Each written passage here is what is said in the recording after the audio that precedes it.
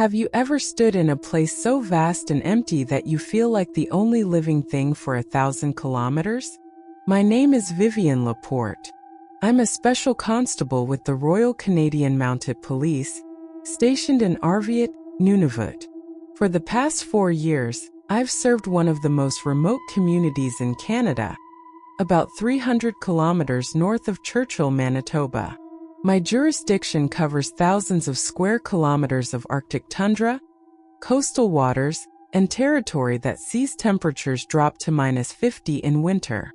My job is complex: community policing, wildlife enforcement, search and rescue, emergency response. Everything that needs law enforcement in a region where the nearest backup can be hours away by plane. Most people think policing in the far north is quiet, isolated, safe because there's nowhere to run.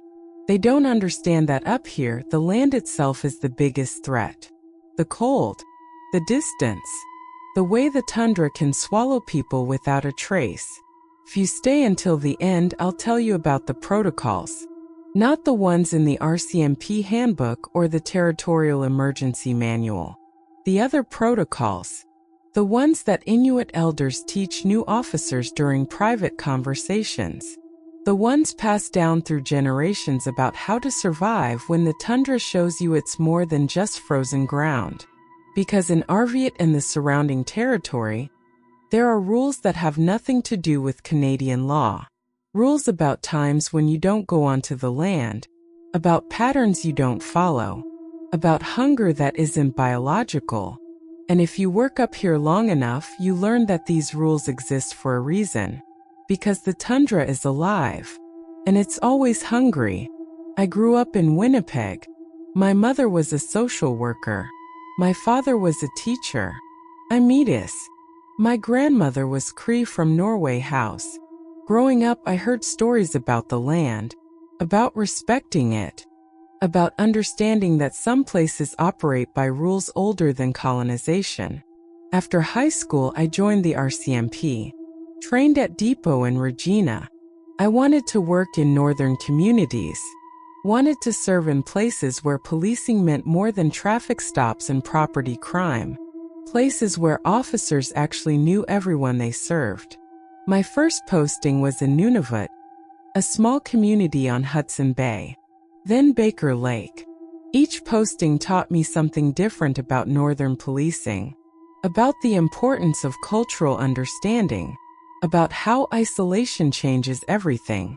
But after 3 years of temporary assignments, I wanted a permanent posting, somewhere I could build real relationships with a community. That's when they offered me Arviat. Population around 3,000, growing community, mix of traditional and modern life. Permanent position as Special Constable with full policing authority across a territory larger than some provinces. The posting came with standard briefings, wildlife safety, cold weather protocols, cultural sensitivity training. But there was also a separate meeting with the detachment commander. She'd worked in Nunavut for 12 years. Her name was Staff Sergeant Morrison. She sat me down and said something I wasn't expecting. The official training covers the basics, but up here, there's knowledge that doesn't fit in RCMP manuals. The Inuit have lived on this land for thousands of years. They know things about survival that we're only beginning to understand. When elders talk to you about the land, about patterns, about when not to travel, you listen. Not because it's cultural sensitivity, because it's operational intelligence. The difference between completing your patrol and becoming a search subject. I thought she was talking about the weather, about ice conditions, about polar bears. I was only partially right. Arviat sits on the western shore of Hudson Bay. Tundra stretches inland as far as you can see. No trees, just low vegetation, exposed rock, countless lakes and rivers. In summer, the land is boggy and alive with mosquitoes. In winter, it's frozen solid under meters of snow. The community itself is small. Prefab houses, few stores, a health center, airport, everything designed for survival in one of the harshest climates humans inhabit. My detachment office was a small building near the community center. 2 cells, office space, equipment room, radio communications, everything needed to police a territory where traditional law enforcement assumptions don't always apply. When I arrived in April, the ice was still solid on the bay. 24-hour daylight was approaching. I spent my first weeks learning the community, meeting people, understanding local issues, standard community policing. But I also started hearing things, stories, warnings wrapped in casual conversation. Elders would mention places to avoid during certain times. Hunters would talk about areas where the land wasn't right. People would reference patterns on the tundra that you shouldn't follow. At first, I thought these were cultural beliefs, traditional knowledge about animal behavior or dangerous terrain. But the consistency was striking. Different people, different contexts, same warnings. In my 3rd week, I met with the Hunters and Trappers organization. They wanted to brief me on wildlife in the area, polar bear protocols, caribou migration, standard stuff. But at the end of the meeting, one of the elders stayed behind. His name was Peter Nakoolak. He'd hunted this territory for 60 years. He looked at me for a long moment, then said, "You're new. You don't know the land yet. That's dangerous for someone whose job takes them out there alone." "I've had Arctic training," I said. "Cold weather survival, navigation, wildlife safety. That's good. That keeps you alive against cold and bears. But there are other dangers, older dangers." He pulled out a map, marked several areas. "These places. Don't go there during fog. Don't follow trails you don't recognize. Don't investigate patterns in the snow that look like they're leading somewhere. And if you see lights on the tundra at night during winter, away from the community, don't go to them. Report them, but don't investigate alone." I wanted to ask what he meant, but his expression stopped me. This wasn't superstition. This was a warning based on experience. What happens if someone does investigate? Sometimes they come back. Sometimes they don't. The ones who come back? They're different. Can't explain what they saw. Can't remember how much time passed. And they never go back on land. Not willingly. He stood up. "The tundra isn't empty. It's alive. Always watching. Always hungry. Respect that and you'll be safe. Forget it and..." He shrugged. "Well, you'll learn. One way or another." That conversation bothered me for days. Peter wasn't prone to exaggeration. He was respected, practical, a man who'd survived decades in one of the harshest environments on Earth. If he was giving me warnings, there was a reason. So I started asking other officers, the ones who'd worked up here for years. And slowly, carefully, they told me things. Not in official reports, not in briefings, but in quiet conversations after shifts. There were protocols, unofficial ones, developed over decades by officers who'd learned the hard way. If you see tracks on the tundra that suddenly appear and disappear with no explanation, don't follow them. If your radio cuts out in an area with no obvious interference, leave immediately and don't return for at least 24 hours. If you find an abandoned camp that's too neat, too organized, too perfect, photograph it and report it, but don't investigate further. And most importantly, if you see patterns on the land, circles, spirals, lines of rocks or bones or equipment arranged in ways that seem purposeful, mark your GPS location, return to the community, and report it to both RCMP and the HTO. Under no circumstances do you enter or disturb these patterns. I asked why. The answer I got was always the same. Because people who violate these protocols disappear. or they come back wrong. And it's been happening long enough that we've learned to recognize the signs. That's when I understood. This wasn't folklore. This was operational knowledge. Field observations documented over decades. Patterns that couldn't be explained but could be managed through protocols. And my job wasn't to understand them. My job was to follow them, to keep myself safe, to complete my patrols and serve the community without becoming another cautionary tale about what happens when you ignore warnings that have kept people alive for thousands of years. Because up here in the Arctic, the tundra looks empty, lifeless, just frozen ground and sky. But that's wrong. The tundra is alive. It watches. It waits. And according to everyone who's lived here long enough, it's always hungry. For what exactly, no one could tell me. But I was about to learn. Because tomorrow, I'd start my first solo patrol into the territory. Out onto the land where the protocols mattered. Where the difference between following them and ignoring them was the difference between coming home and becoming another mystery the tundra refuses to explain.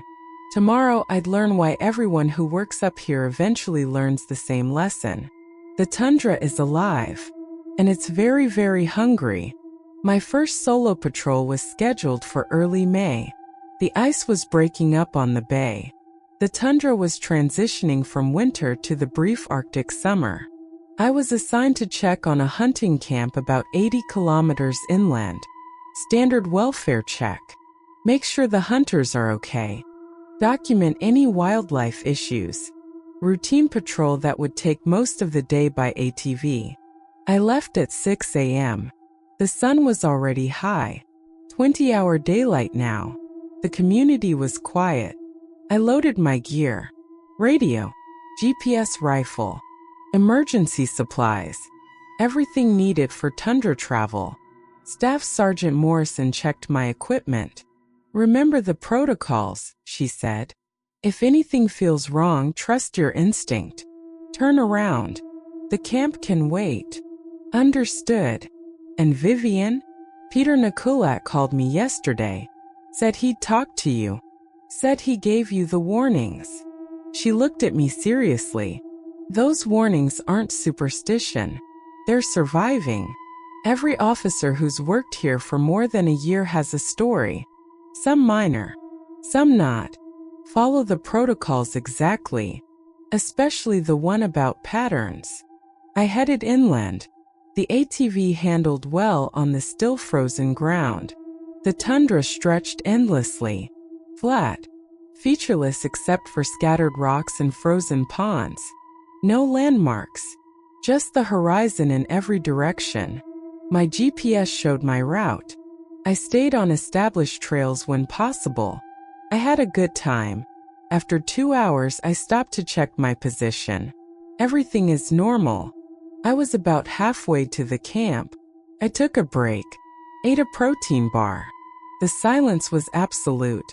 No wind, no animals, just the hum of the ATV engine cooling. That's when I noticed them. Tracks. Not animal tracks. Equipment tracks. Like someone had dragged something heavy across the snow. The tracks were fresh.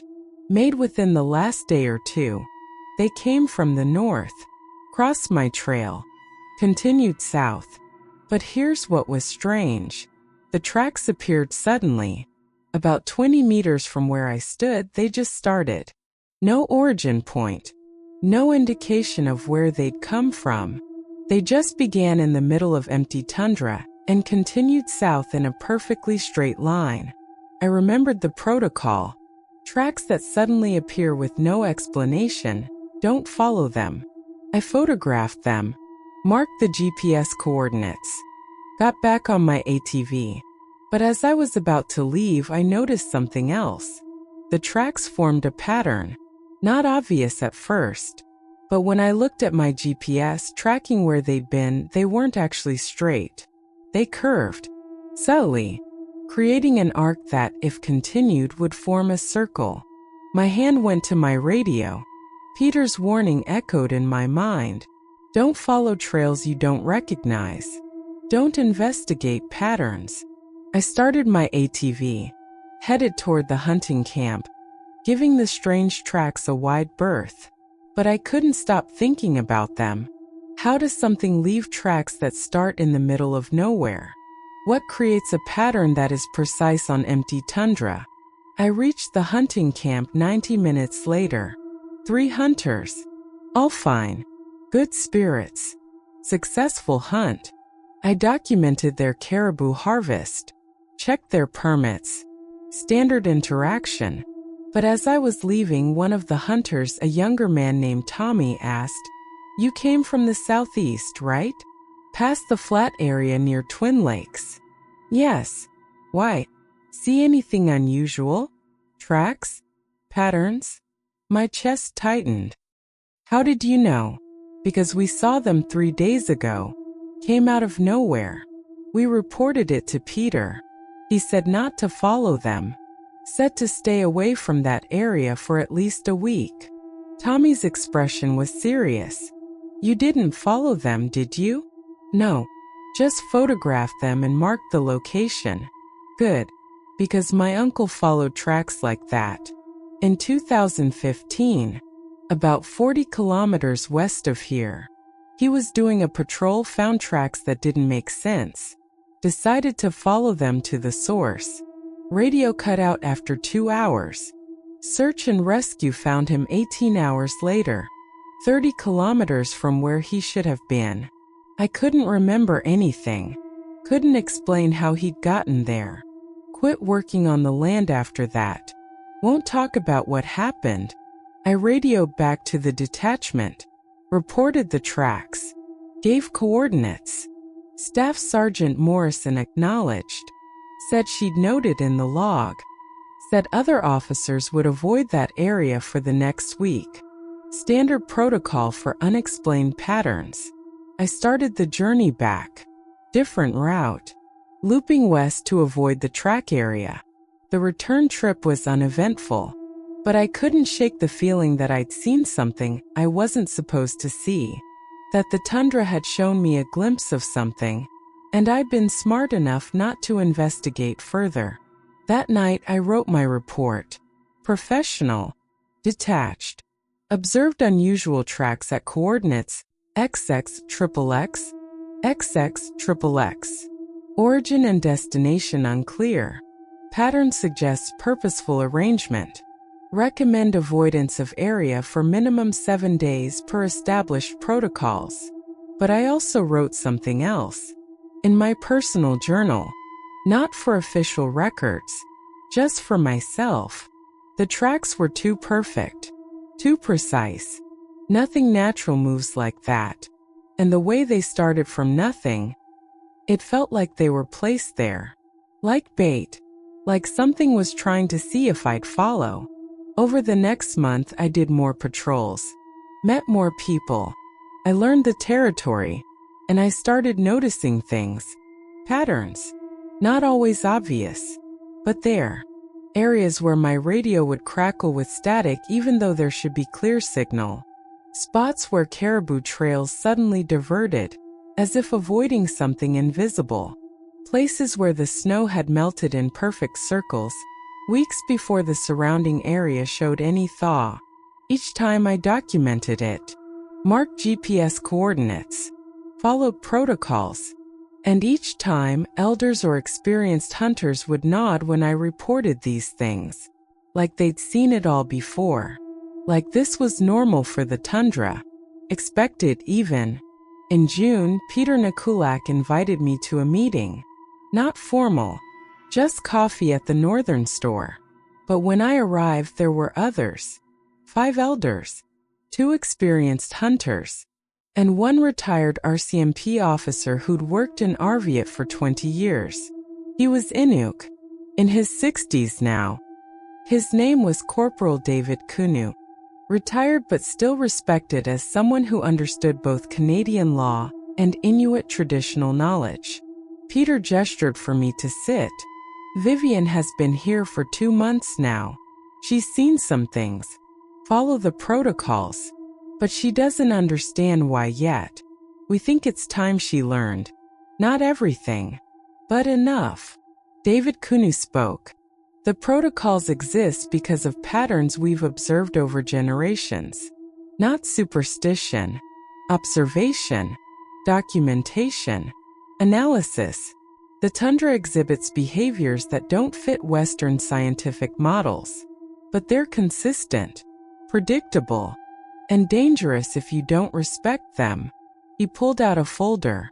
Inside were reports, not official RCMP documents. These were handwritten notes, photographs, and maps compiled over decades. Since 1973, when I started working up here, there have been 47 incidents. People going missing on the tundra. 17 were never found. 23 were found but couldn't explain what happened. 7 were found dead from exposure in locations that made no sense based on their known routes. He showed me the patterns. Missing persons clustered in certain areas. Always during specific times: spring thaw, fall freeze up, and midwinter during the darkest weeks. The incidents follow patterns, not random. The tundra shows signs before incidents occur. Tracks that appear from nowhere. Circular patterns in snow or vegetation. Lights at night. Radio interference. If you see these signs and continue into the area, you're at risk. Risk of what? I asked. The elders exchanged looks. Finally, one spoke.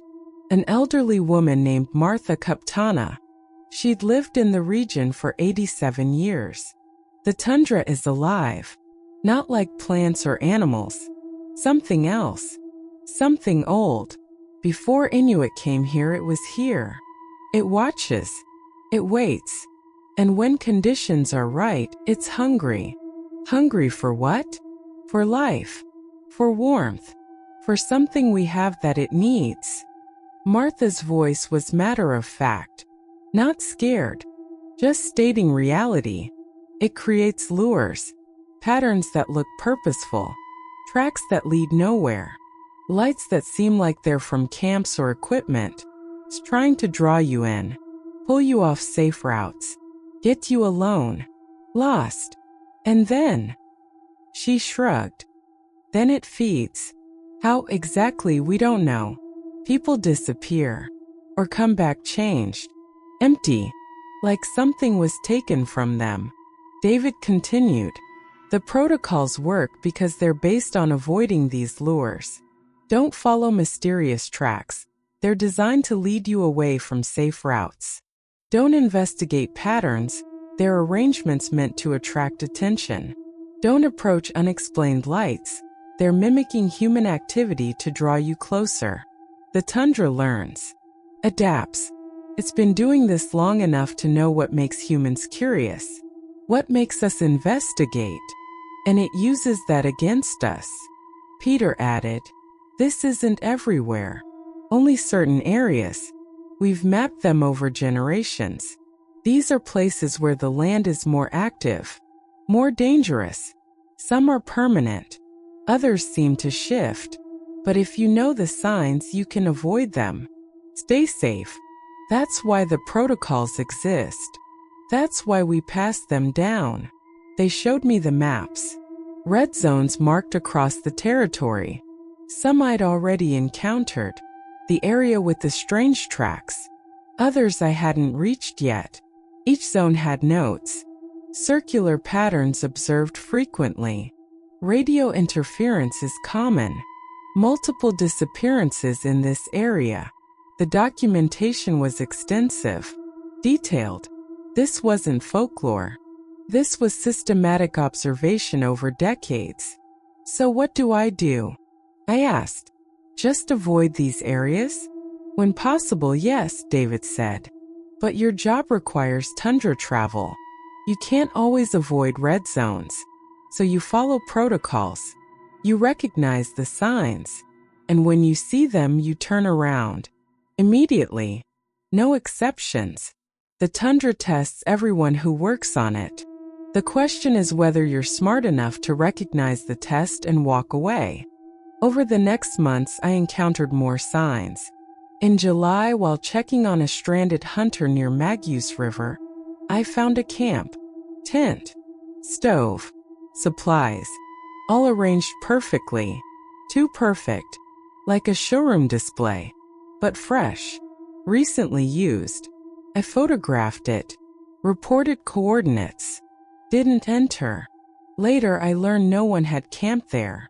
No permits, no reports of hunters in that area. The camp was gone when officers checked 2 days later. Just an empty tundra, like it had never existed. In August, during a search and rescue call, my radio started cutting out. Not mechanical failure, just interference. But the static had patterns, almost rhythmic, like it was organized, purposeful. I stopped, marked my position, changed direction. The interference stopped once I was 2 kilometers from that spot. The person I was searching for turned up safe in a different area. But that interference felt like it was trying to lead me somewhere, trying to pull me off course. In September, I saw lights. 3 a.m., middle of nowhere, approximately 60 kilometers from the community. I was on overnight patrol, monitoring for polar bears near a hunting area. The lights appeared on the horizon. It looked like a camp, bright, clear, moving slightly like people walking with flashlights. I checked my maps.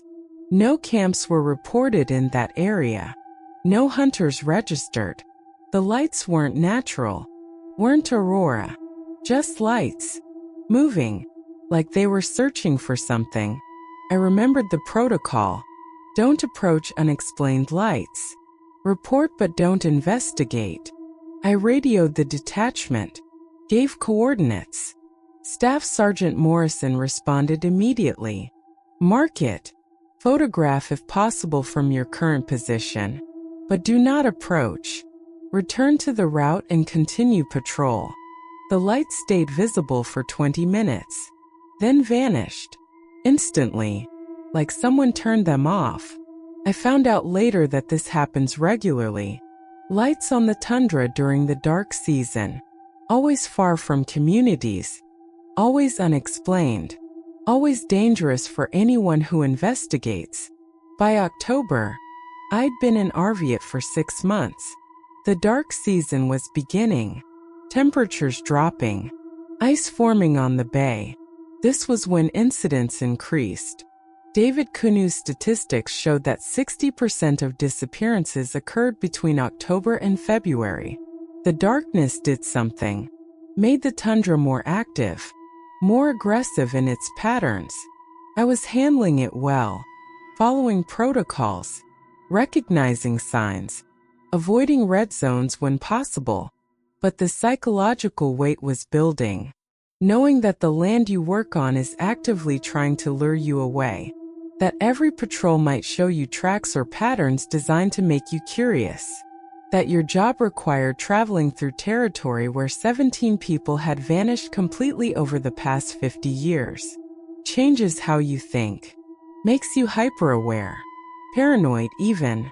In November, I started having dreams. Same theme. Walking on tundra. Following tracks. Knowing I shouldn't, but unable to stop. The tracks lead to a pattern. Circular. Made of rocks arranged too perfectly. And in the center something moves. Something that shouldn't be there. I always wake up before seeing what it is. But the feeling stays. Like the tundra is in my head now. Learning me. Understanding what would make me curious enough to violate protocol. Other officers noticed. Staff Sergeant Morrison called me in. You're doing good work. Following protocols. But I'm seeing signs of strain. That's normal. Everyone goes through it. The knowledge that the land is hostile does psychological damage over time. You start seeing patterns everywhere. Start questioning everything. That's when mistakes happen. I'm fine, I said. No, you're not. But that's okay. None of us are really fine up here. We just manage it. She pulled out a file. This is from my second year in Nunavut. I was working in Baker Lake, had been following protocols, doing everything right. Then one day during a patrol I found tracks. Perfect circle, made by something heavy, but no origin, no destination, just a circle in the middle of nowhere. What did you do? I followed protocol, photographed it, marked coordinates, turned around, but for the next 3 months I obsessed over it. I wanted to know what made it. I wanted to go back. I wanted to understand. That obsession almost got me killed, because I stopped paying attention to other signs, stopped being careful, started taking risks because I was focused on one mystery instead of staying alert to all of them. How did you stop? An elder sat me down. Tell me the same thing I'm telling you. The tundra wants you to obsess. I want you to come back. I want you to try to understand. That's part of how it hunts. Plants questions in your mind. Makes you curious. Makes you want answers. And when you come back looking for those answers, it has you. So you don't come back. You accept that there are mysteries you can't solve. You do your job. You follow protocols. And you let the tundra keep its secrets. That conversation helped. But it didn't stop the dreams. Didn't stop the feeling that the tundra was aware of me specifically now. That it had shown me things and was waiting to see if I'd return. Waiting to see if curiosity would override training. In December I made a mistake.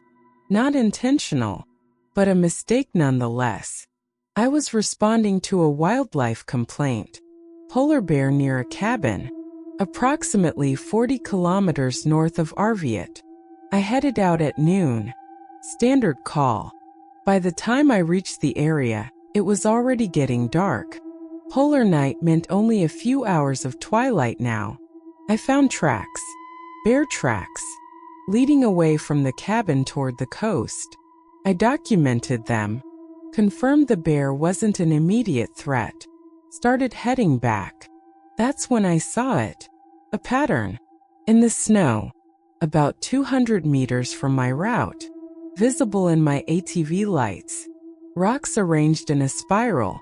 Perfect spacing. Perfect geometry. Leading inward to a center point where something dark lay. Not rocks. Something else. Something that looked like equipment. Like a backpack or supplies. I stopped. Every protocol screamed at me to leave. Mark it. Report it. Come back with others. But I was close. Just 200 meters. And that object in the center. What if someone had left emergency supplies? What if this was a cache, not a lure? What if someone needed those supplies and I was the only one who knew they were there? I got off my ATV. I started walking toward the pattern. My radio immediately crackled with static. I should have turned back then. But I was 50 meters away. Then 30. Then 10. The spiral was larger than I'd thought. Maybe 20 meters across. The rocks weren't natural. Someone or something had placed them deliberately. And in the center was a backpack. Modern. Expensive. The kind tourists use. I reached the edge of the spiral. My boots are touching the outer ring of rocks. That's when my radio screamed. Not static. Not interference. A sound. Like screaming but not human. Like the tundra itself was shrieking at me. I stumbled backward. The sound stopped. But my radio was dead now. Completely silent. Not even static. I ran back to my ATV. Hands shaking. Started the engine. Got the hell out of there. As I drove away, I looked back once. The backpack was gone. The spiral was gone. Just an empty tundra. Like none of it had existed. But my radio stayed dead for another 3 kilometers. When it finally came back online, Staff Sergeant Morrison was calling. Vivian? Are you there? Your GPS showed you stopped for 11 minutes. Why? I didn't know what to say. I thought I saw something. Investigated. I was wrong. There was a long pause. Did you enter a pattern? I got close. Didn't actually enter. Turn back. Another pause. Come back to detachment. Immediately. We need to talk. The debriefing was serious. Staff Sergeant Morrison, David Cook, Peter Nakoolak, all waiting at the detachment. I told them everything. The spiral, the backpack, the sound from my radio, how it all disappeared. David shook his head. You're lucky, very lucky. You stopped at the edge. If you'd entered the spiral completely, you might not have come back. Or you'd come back changed. Like the others. What would have happened? We don't know exactly. People who enter patterns and return can't explain it. They describe losing time, feeling like they were somewhere else, seeing things that don't make sense. And afterwards they're never the same. Something is taken from them. A vitality, a presence. They become hollow. Peter added. The backpack was bait. The spiral was a trap. The Tundra has learned what makes humans investigate. Lost equipment. Potential emergency supplies. It uses our compassion against us. Makes us want to help. I want to check. And when we cross the threshold into the pattern, it has us. So what do I do now? Now you remember this lesson, Staff Sergeant Morrison said. You almost died tonight. Or worse, you violated protocol because you let curiosity override training. That can't happen again. Every officer who's worked up here has a moment like this. A test. You pass barely, but only because you stopped at the edge. Next time you might not be that lucky. They were right. I'd been stupid. Dangerous.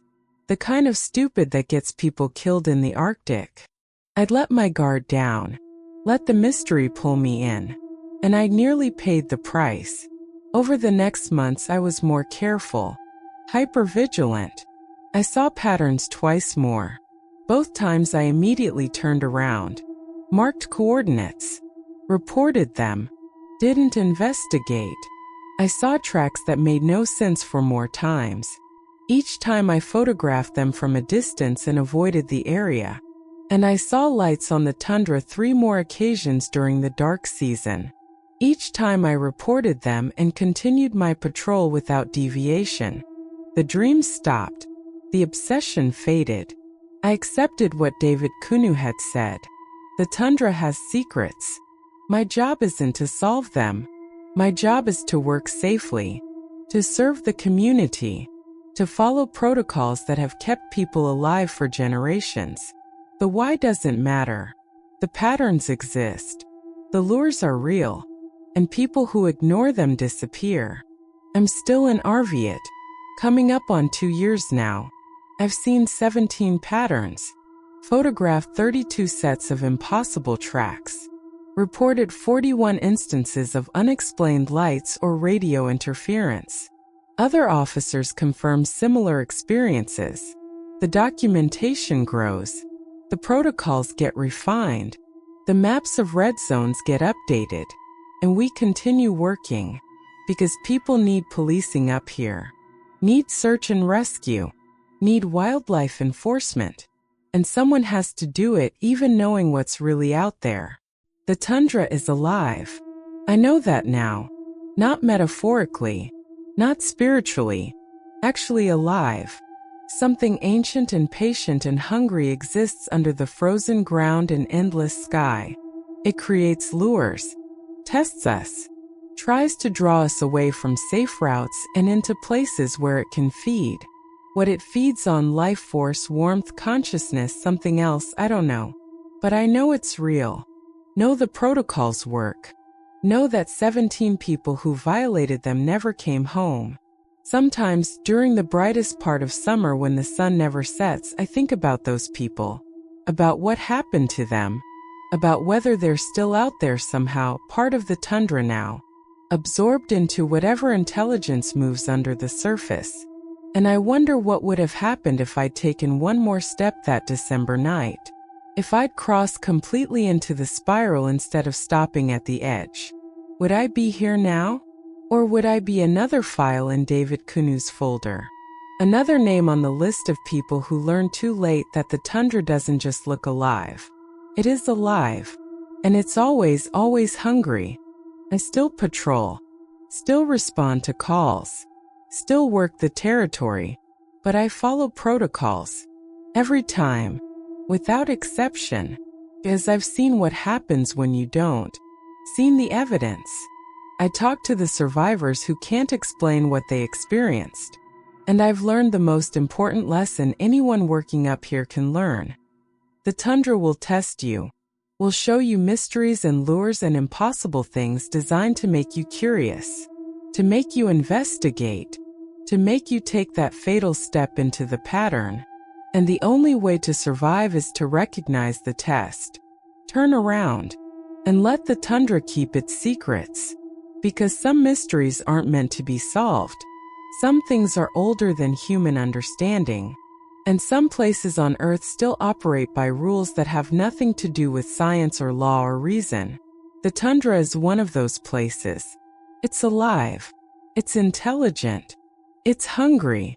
And if you work up here, you learn to respect that. You follow the protocols passed down through generations. You listen when elders warn you. You trust thousands of years of survival knowledge over your own curiosity. Or you don't. And then you become another mystery.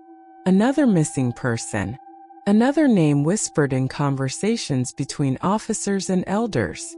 Another proof that the protocols exist for a reason. Another lesson for the next officer who thinks they're smart enough or brave enough to understand what the tundra really is. I'm not that officer. I learned my lesson. And I'm still here because of it. Still alive. Still serving. Still patrolling the territory. But I do it on the tundra's terms now. Following its rules. Respecting its hunger. And accepting that some places on Earth will always be more than we understand. More than we can explain. Places where the land itself is alive. And where survival means knowing when to walk away from the mysteries it shows you. The tundra is alive. And I'm hungry. That's not a warning. It's a fact. And up here in the far north, facts are what keep you alive.